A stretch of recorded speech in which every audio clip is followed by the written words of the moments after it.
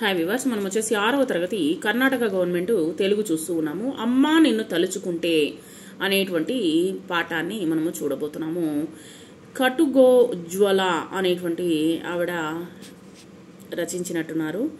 పల్లవి, అమ్మా నిన్ను తలుచుకుంటే కన్నీరు ఏరవుతుంది, నీ చాకిరి కష్టం చూస్తే నా గుండె నీరవుతుంది.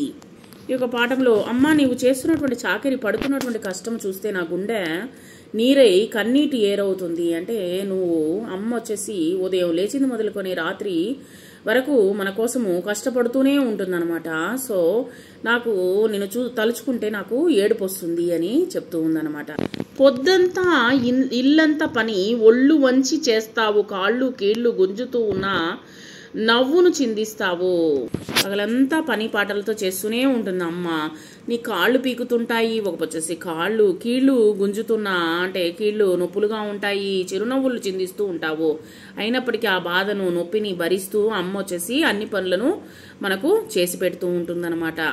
నీ రక్తం పంచుకు పుట్టాము, నీ శక్తిని నింపుకు పెరిగాము, మా బలమును పెంచిన నిన్ను ఆబల అంటూ వంచారా. ఇక్కడ నీ రక్తాన్ని పంచావు, తర్వాత వచ్చేసి నీ రక్తం పంచుకొని పుట్టాము, నీ పాలతో శక్తిని నింపి మమ్మల్ని బలవంతుల్ని చేశావు.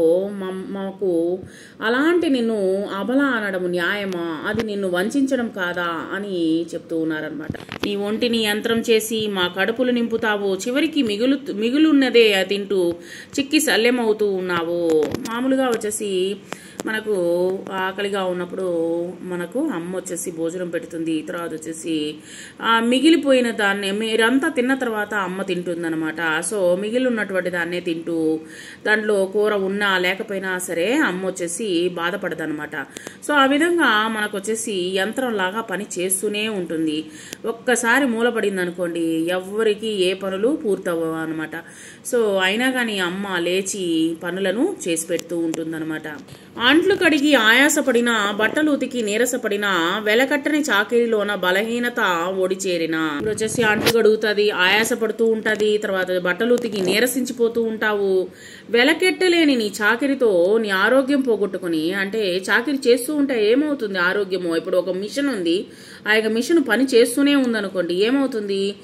ఆ యొక్క మిషన్ కూడా రిపేర్ వస్తుందన్నమాట. సో ఆ విధంగా ఆరోగ్యాన్ని పోగొట్టుకుని బలహీనురాలవుతున్నావు.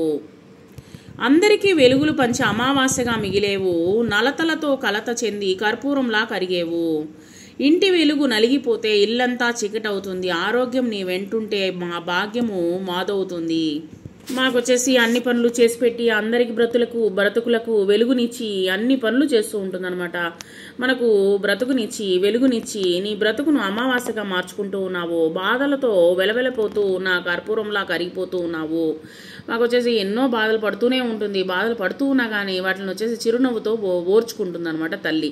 ఇంటికి దీపం లాంటి నీవు నలిగిపోతే ఇల్లంతా చీకటం అవుతుంది. అంటే నలిగిపోవడం అంటే ఆవిడ వచ్చేసి ఏదైనా బాధపడినా లేకపోతే ఆరోగ్యం దెబ్బతిన్నా వచ్చేసి ఏమవుతుంది, మనకు అన్ని విధాల మనమే ఇబ్బంది పడతామన్నమాట. నీ ఆరోగ్యమే మాకు మహాభాగ్యము అవుతుంది, కాబట్టి నువ్వు ఆరోగ్యంగా ఉండడమే మాకు మంచిది, అప్పుడే మేము కూడా వచ్చేసి భాగ్యవంతులం అవుతాము అని ఇక్కడ అమ్మ గురించి పాడుతూ ఉన్నారనమాట.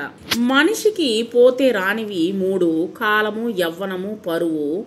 మనిషి వెంట వచ్చేవి 3 అనమాట: పాపం, పుణ్యం, నీడ. కొత్త పదాలు వచ్చేసి అబల, నలత, వంచన, భాగ్యము, శల్యము, కలత.